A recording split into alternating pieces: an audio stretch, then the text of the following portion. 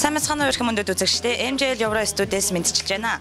За ингээд Стокгольм хотод 8 сарын 30-нд тоглолтоо өргөн барьсан Монгол рэпер G буюу төгс жаргалын мөнх эрдэнэтэй бид бүхэн өнөөдөр уулзж байна. За ингээд танд юуны өмнө өдрийн мэндийг хүргэе. Цаг зам муутай ч гэсэн бидэнд бас цаг гаргаж ирсэн явдал чинь баярлаа. За тэгээд ярилцлагынхаа сэдвийг Стокгольм хотод болсон тоглолтын талаар эхэлдэг юм уу? За тэгээд ямар ч бас үзэж байгаа хүмүүст минь төргий те. Тэгээд Европт анх удаага ирж байна. Тэгээд сайхан байна уу? Тэгээд тоглолт бол бас маш сайхан болсон. Тэгээд ирж үзсэн хүмүүс ч гэсэн бүгдээрээ мэдж байгаа бах. Бүгдээрээ сэтгэл хангалуун гарцгаасан те. Ер нь бол сайхан болсон. За Шведэд Европоор аялан тоглож яж яад ганцхан Шведэд ирсэн үү те? Тий. Энэ бол тийм миний би өөрөө энд амьдардаг болохоор энэ Европ тоглолтоо би өөрөө зохион байгуулж чадахгүй шүү дээ те. Тэгээд ер нь бол яг энэ зохион байгуулсан хүмүүсийн шийдвэр тийм байсан. Зөвхөн одоо Шведэд тоглуулаад буцаая гэдэг шийдвэртэй. Тэгээд би бас миний виз бас одоо 9 сарын 5-нд дуусж байгаа болохоор ийш тийшээ явах боломжгүй. Тэгээд ямар ч тийм Facebook хуудасаараа дамжуулаад ойрхон байдаг хүмүүс яг үнэхээр үзхийг хүссэн хүмүүсийг бол Шведэд ирж үзээрэй гэж бас гуйсан байгаа. Тэ мань очиж чадахгүй нэ. Мэн дээр хүрээдрээ гэж гуйсан байгаа. Тэгээд ирсэн үгүй би бас сайн мэдэхгүй байна. Тэгээд ямар ч байсан тоглолт бол их гоё байсан. За баярлалаа. Сүүлийн үеийн уран бүтээлийн талаас клип хийж гэнэ үү? Шинэ уран бүтээл ямар дуун дээр ажиллаж байна? Бас нууцыг задруулахад клип хийж байгаа гэсэн тий. Ямар дуун дээр клип хийж байгаагаа? Тий. Шведэд бас тий Шведэд ирээд бас 4 хоногоор ирсэн бэ. Тэгээд 4 хоногийнхоо эхнийхээ онгоцоос боосон өдрөө шууд тоглолттой байсан. Тэгээд үлдэж байгаа 3 хоногийг бас завтаа өнгөрөөмөргөө санагдсан л да. Тэгээд энэ ч бас дүүрээгээд манай одоо таньдаг найз маань камерын бүх юмтай байдаг гэж сонсоод тэгээ ерөнхийдөө ирээд клип хийлгэе гэж одоо зорьсон. Угаасаа бүр Монголоос гарахтаа зориул. Тэгэл нэг орой сууж байгаа л аяа хийгээл тэгэл шөндөө өгөө хичээл маргааш өглөө шууд хоолоонд ороод тэгэл наашаа гараад ирсэн. Тэгээд ер нь бол дууны нэр сэдвийг бол нууцлж тий. Тэрийг бол тэр байж байгаад гарах болохоор тэгээд тухайн үед нь мэдээ ямар ч Шведэд клипийнхаа зургийг явуулдаг амжилтаа дуусгасан. Тэгэхдээ өнөх одоо юу гэдэг ингээл Шведэд хийж байгаа клип хэрэл нэг юм гоё ганган байшин машин тэрэг гараал тийм биш. Ерөнхийдөө юм нөгөө хайнгал нөгөө стилээрээ хайнгал клип бол гарах бах тий. Баярлалаа. Энэ жил ерөн гадаадаар явж их аялан тоглож байна. Хаагур яваа одоо бас Солонгост очно гэсэн шүү дээ тий. Туркд 5 сар Турк орсон, 7 сард Америкт тоглосон. Одоо ингээд Швед ирчээд байна. Тэгээд дараа нь одоо Монголд очиод 9 сарын 18, 19-нд байсан баха 2 өдөр Сөүлд тоглоно. Тэгээд яг 2 өдөр тоглож байгаа гэхээр ерөнхийдөө Солонгостоос маш олон монголчууд байдаг те. Тэгээд заалны багтаамж бас хүрэлцдэггүй. Урд нь би 10 онд Солонгостоос тоглож байсан. Яг тэгээд тэрэн дээр заалны багтаамж хүрэлцэхгүй байна гэдгийг бас ойлгосон. Тэгээд ерөнхийдөө тэнд зохион байгуулж байгаа хүмүүс ч гэсэн 2 өдөр тоглох нь илүү гэ. Тэгээд 2 өдөр тоглохоор болсон 18 19. Тэгээд тэр нь болохоор ягаад 9 сарын 18 19 тоглож байгаа гэхээр Солонгост ургацын баяр гэж юм болд юм байна л да. Тэр нь болохоор одоо монголчууд 5 хоног амардаг. Тэгээд завтай. Тэгээ үзүр үйлчлэгээ нь ер нь их байхгүй. Тэгээ бүгдээрээ бас Сөүлд айгүйх цуглардаг болохоор Сөүлд 2 хоног тоглохоор болсон байгаа. Тэрний дараачаар Орос руу явах асуудал бас яригдчихэж байгаа. Гэхдээ энэ бол яг эцсийн шийдвэртэй хүрсэн бас юм байхгүй байгаа. Одоо ямар ч яригдах одоо ярилцлах одоо тохиролцох асуудлууд дээр явж байгаа тий. Ер нь чи их чөлөөтэй хүн л дээ. Тэгэхээр одоо үеийн залуучууд бол гадагшаага маш ихээр гарч ажиллаж амьдарч байна тий. Энэ ер нь талаар юу гэж бодож байна? Гадаад зөр одоо ингээд яваад ахад ямар хөө амьдарч байна манай монголчууд? Яа газар бол янз л байна тий. Гэхдээ яг одоо ер нь гэхдээ манай монголчууд ер нь тийм хөдөлмөрч юм уу ямар нэгэн байдлаар ямар нэгэн юм хийхэд одоо чадвар их сайтай л да. Сайтай харагддаг, ажиглагддаг. Тэгэл эн тент хийхэд ер нь хамгийн одоо юу гэдэг энэ тэр одоо ажиллаж байгаа байгууллагынхаа ч юм уу те хамгийн сайн ажилч нь заа дандаа одоо монгол хүмүүс болцсон байдаг те. Ер нь тэгэл манай монголчууд ер нь чадвартай шүү дээ. Ер нь тэгэл монголчуудынхаа чадварыг л айгүй харж байна дөө. Мундаг байна те. Нэг юм хувийнхын зүгээс асуух гал бодоод байдیں۔ Энэ нүдний дороогаа шивээс одоо Монгол гэж ааш та тийм. Миний бодлороо зүгээр би тэгэж бодсон яг нүдний дор нулимс урсдаг юм чинь. Ер нь нэг Монголын төлөө зүтгэнэ ч юм уу тиймэрхүү утга нь ер нь Ямар утгатай хизээ илгэсэн шивээс вэ? Яг ингээл тий зарим тохиолдолд харж байгаад хүмүүс ингээл юу гэдэг чи би тэрэн дээр ийм юм болоо тэгээ би бүр Монгол гэдгээсээ ичээл гэдэг ярьдаг байхгүй юу. Тэгээ тэрэнд би бас айгу эмзэгсэн л дээ. Тэгээд ягаад заавал энэ нүүрний энд байралтай байна вэ гэхээр ер нь энийг бол би нүүрэндээ баг өмсөөр явахгүй бол энэ бол далдрахгүй шүү дээ. Монгол гэдгээсээ хизээч ичихгүй. Хаач би Монголынхоо нэрийг тавгалж явах явах болно.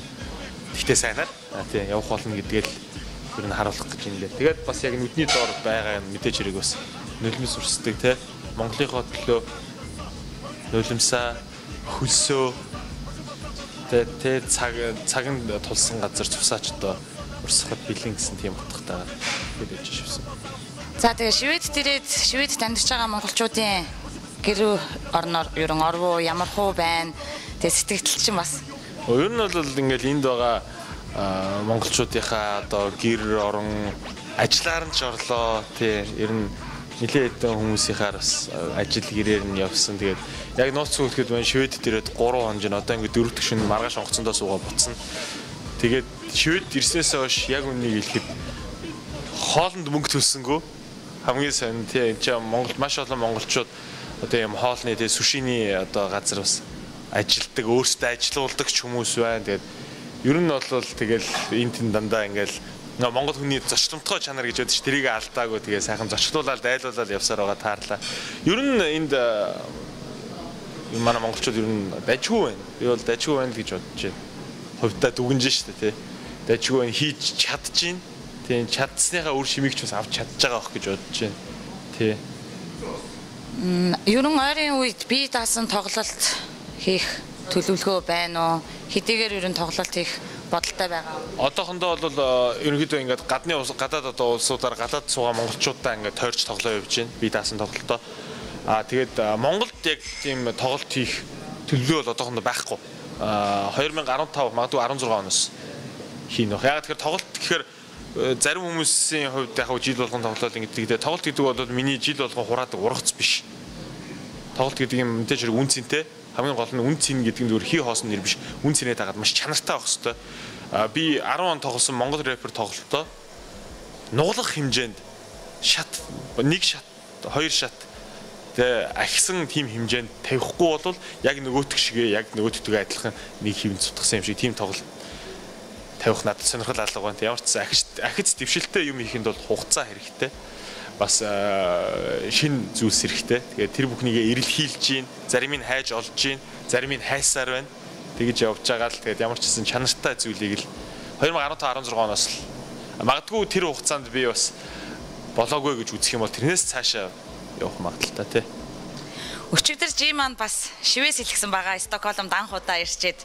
За тэг яагаад юу яг Стокгольмд ирчээд одоо шивээс илгэхээр болов утга санаа нь юу вэ? Боломжтой бол бас үзэгчтэй ямар шивээс хийснээ харуулж болох уу тий. Өөрөө бол фэйсбүүкэн дээр бол урзаалахгүй аялалтаа бол харуулсан байгаа. Ямар шивээс илгэснэ. Гэхдээ бас тийм MJL явраг үзэж байгаа нийт үзэгчтэй шивээс нь харуулъя. Баруун гарын мөрөн дээр дутуу шивээс хийсэн. За. Хуучин бол клик бум. Тий, зөвхөн манай бүлгийн доогоо нэр хоёр байдаг гэсэн бол энийг одоо үүсгэж дуусгасан байгаа. Манай клик бум бүлгийн одоо клик бум гэдэг чинь одоо бууз цэмэглээ буулж байгаа шүү дээ. Яг ямар бэлгэлээр бид нар энэ нэрийг өгсөн бэ гэхээр ухаанаар цэмгэж үгээр буулна гэдэг бэлгэлийг өгсөн ба. Тэгээд яг энэ нэрнийхээ утга учирыг тайлбарласан тийм зохиом шивээс хийсэн. Тэгээд энэ одоо буутсан бууны амнаас буутчихсан байгаа. Тэгээд амнаас нь утаа сунагдж байгаа утаар ингээд уусаад суд суулаад энэ тарихтай нийлж байгаа. Тийм. Хоёр шивээс болж. Яагаад яг энд ирээд одоо арга аригуун бөвөө гэдээ одоо бас мундаг шивээс чинь л дээ. Энэ бас хүмүүс шивдэг. Тийм энэ чинь ерөнхийдөө бол нөгөө нэг